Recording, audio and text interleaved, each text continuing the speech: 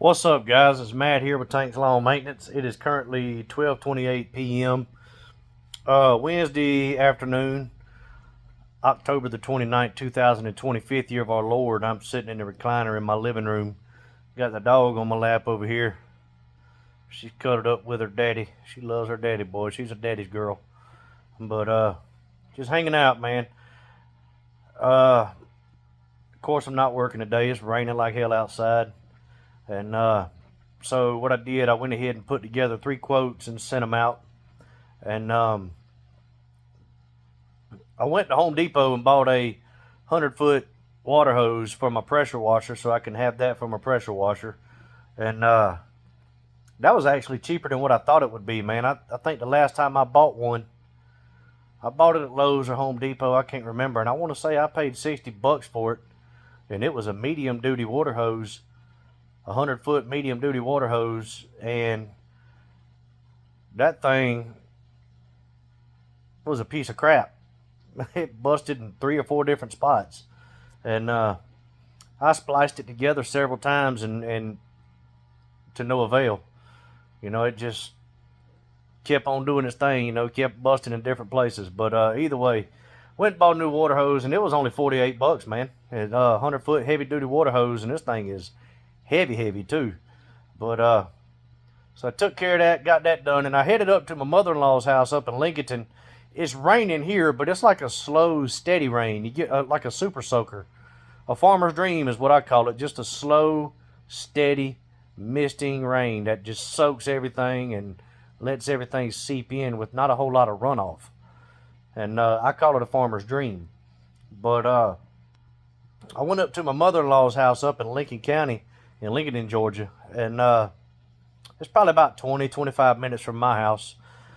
I asked her if I could do a soft wash on her house, and of course I'm not charging her. She's my mother-in-law. I wouldn't charge her anyway, but I just asked her, if I could do a soft wash on her house, because I'm trying to get a system, a routine figured out to where I can be as efficient as possible before I actually market this thing. And and I also need to get my mix right on my solution. But and she said, "Sure, go ahead." And so I went up there. Man, I got up there and it was raining. It was actually raining. It wasn't like a misty or drizzle. It was raining. Two things, man. I don't know if the rain will affect a soft wash. If it'll affect the solution. For one, and for two, I don't know if it will wash it off of the house too soon. I don't know how that works. I don't know anything about pressure washing or soft washing or anything like that. I'm completely new to this, guys. So if you guys have any information on that, let me know. And I could have done it, but at the same time, I didn't know if I would be wasting my time. So I've only got 1 gallon of pool bleach left. So I decided to hang on to it, and I'll get that done Saturday, either Saturday or Sunday, whichever one comes first, or whichever day I have time first.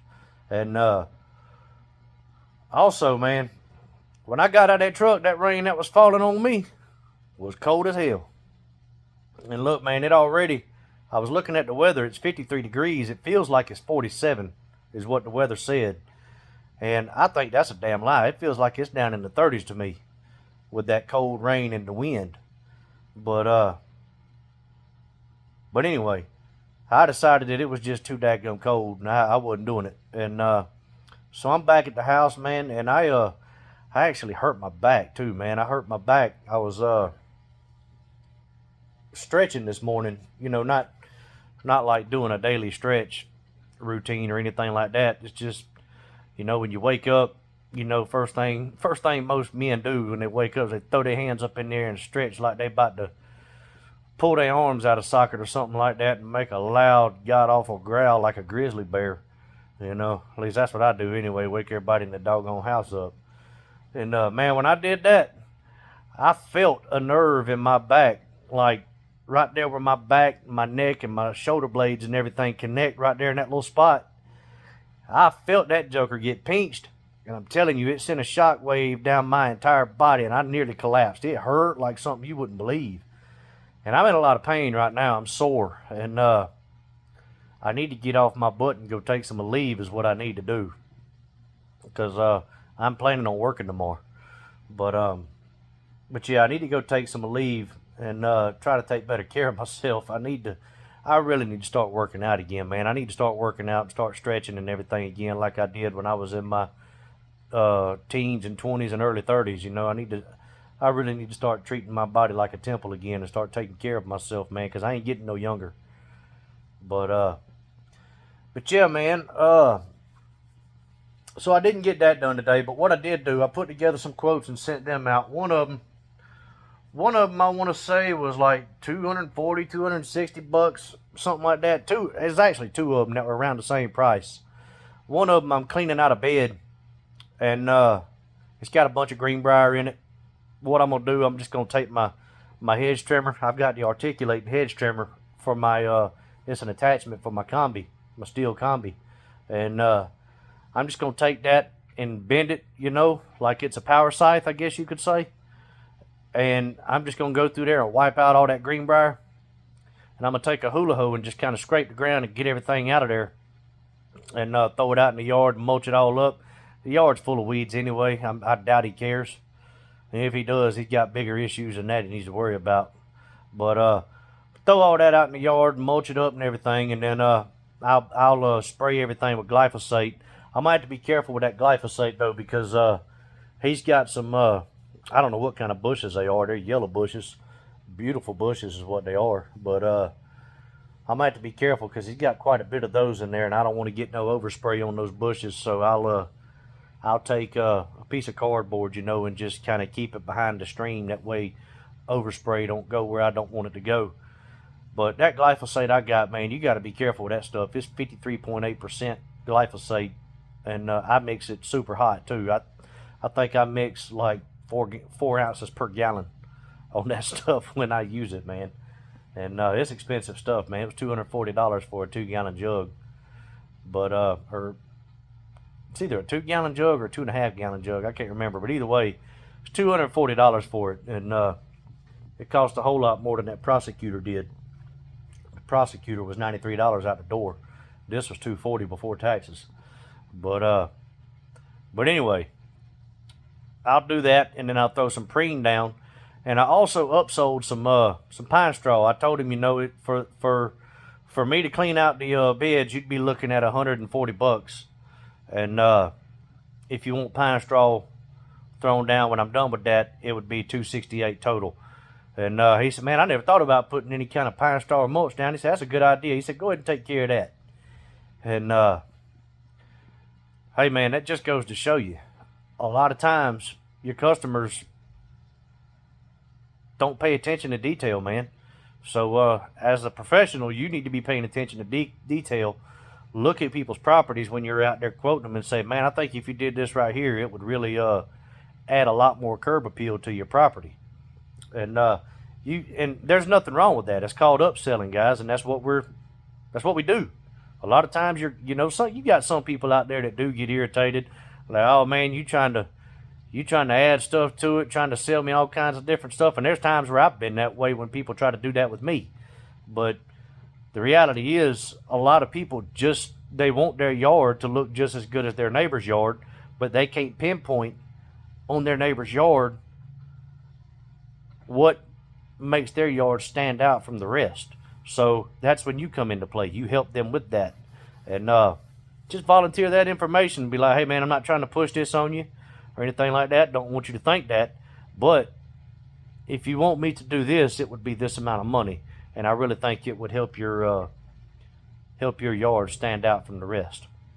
But anyway, so I sent that, got it approved, and sent another mulch job for about the same amount of money. And I hadn't heard anything back from it. But also both of them are residential clients. And then also I've got one more job I got to go look at. It's a bush job. I actually forgot about it, man. I need to I was texting a customer, letting him know what the plan was moving forward in the next 2 weeks. And when I was texting him, I actually saw where he had texted me and asked me if I could trim his bushes. And so wow, sounds like Augusta Lawn Care is over there taking care of my neighbor's lawn. Boy, Augusta Lawn Care, them folks are crazy, boy. They don't give a crap about your lawn. They really don't. They just out there trying to make their money. And hey, I get it. I'm trying to make money too, but at the same time, I ain't gonna do something that's gonna make my customers mad and have them fire me permanently. But anyway, I need to get with that customer and set up a time where I can go out there and look at his bushes and give him a quote on it. And I would imagine it's going to be somewhere between $200 and $300. He's got a lot of bushes, and unless it's just a few bushes that he wants done, I don't know. We'll see. But just curious, guys. Do you guys give your recurring lawn care customers? Do y'all give them a break when it comes to trimming bushes, or do y'all charge them full price? The way I do it is if it's a big bush job, I have a certain amount of money that I charge for certain size bushes, and I will go through there. It'll be like, just say $10 for this bush, $20 for that one, $30 for that one. Do you guys do that, or do you just simply charge by the hour? If it's a lot, like a whole lot, I just charge by the hour. But if it's a few bushes here and there, I'll charge them whatever I normally charge for a bush like that. But how do you guys do that when it comes to charging for bush trimming? But anyway, I put together a quote this morning for a daycare. It's a child care network over here in Evans, Georgia. And they reached out to me a couple days ago, asked me if I could give them a quote for mulching in a playground area. They've got 3 playground areas. And looking at it, you know, it's bigger than what it looks like. I took the measurements and everything and didn't even think nothing about the measurements, but I figured it'd be somewhere between 10 and 15 yards of mulch. Wrong. 40 yards of mulch, man. And they've got to have either rubber mulch or state approved playground mulch, whichever one I could find. And they said they would be fine with either one.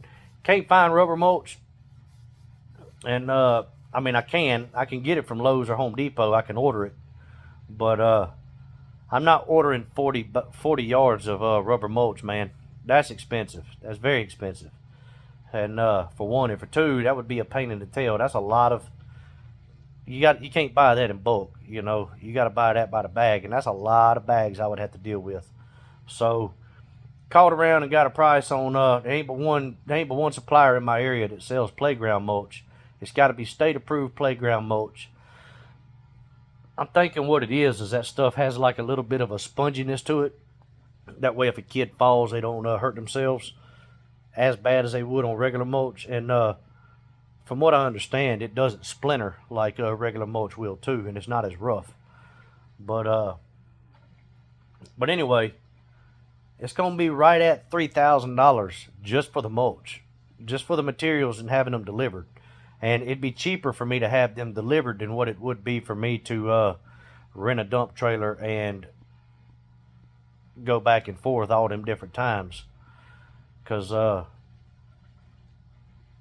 everywhere I called, the biggest dump trailer I could find for rent anywhere was only holds 3 yards of mulch. That's just not enough, man. But anyway, man, I can get two dump truck loads of playground mulch delivered for $3,000. And so I told the guy, you know, the price is $6,000 total, and I would need $3,000 up front. And before I reached out to him, I called 2 of my friends that are landscapers and asked them. I said, man, have y'all ever delivered playground mulch? And both of them, you know, were like, yeah, I've done it plenty of times. Anytime you do a daycare, it's got to either be rubber mulch or playground mulch. And they said, but it's got to be state approved though. And he said that stuff's expensive.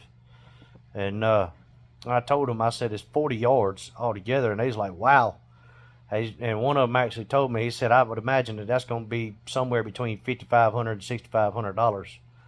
And they said, but either way, I would not go out and buy the materials until they send you the money for the materials up front. And So both of them told me that they would charge them for the materials up front. You know, put half down and then get the other half after the work's completed. So that's what I'm doing, and I've never done that before. And but the reason I called him is because I was second guessing it, man. Because I was second guessing that price, man. I've never bid on a $6,000 mulch job before, but at the same time, I've never done rubber mulch, and I've never done playground mulch. But man, $6,000 worth of mulch, that would be $3,000. That would be a big help right now, man. Because as a lot of you know, my season is over. I'm just working on contract stuff right now, and I could definitely use that money, man. You know, I got a walker that's tore up that I need to get repaired, and also, man, this year didn't go as planned. So every little bit helps, and that would be great if I could get that, if I could pick that up. But hey, man, it's all in God's timing. You know, if I get it, I get it. If I don't, ain't no sense in crying about it. There's other stuff out there that I can try to do. But also, man, while I'm on the subject of the way the year went, man, I wanted to I put out a video the other day talking about my plans moving forward. I'm keeping those same plans, but I'm going about it with a completely different attitude this year than what I have over the past 3 years. You know, the first couple of years I was in business, and my wife will attest to this. I had I had a completely different attitude than what I have now, and I was the last 2 years, man. I didn't want to work on Saturdays, and I'm still not going to work on Sundays unless I absolutely have zero choice, which I'm going to try to avoid that at all cost. But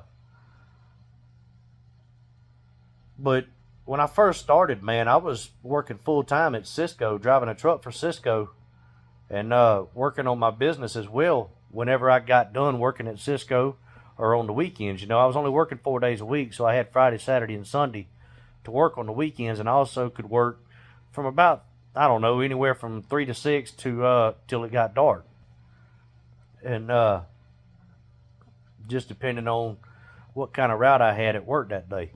But I had a completely different attitude back then, man. I had a hustler's mindset, and I think the very first year in business, I had 20 or 21 customers. I can't remember how much I had the first year in business. That's what I ended the year with, was 20 or 21 customers.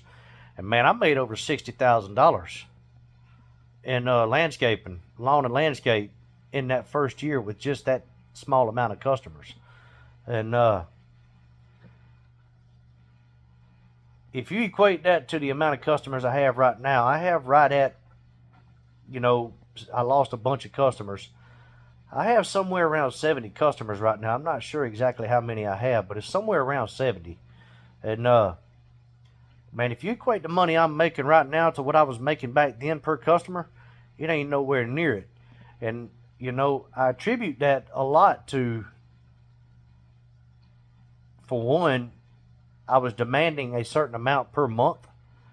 And so I was leaving a lot of money on the table. Yeah, it was keeping me busy year round, and I was bringing in money year round. But at the same time,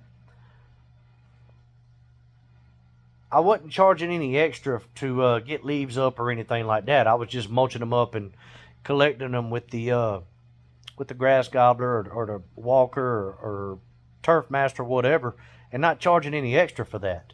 And but trees, stuff like that, I was including all that, including bushes, and I wasn't charging what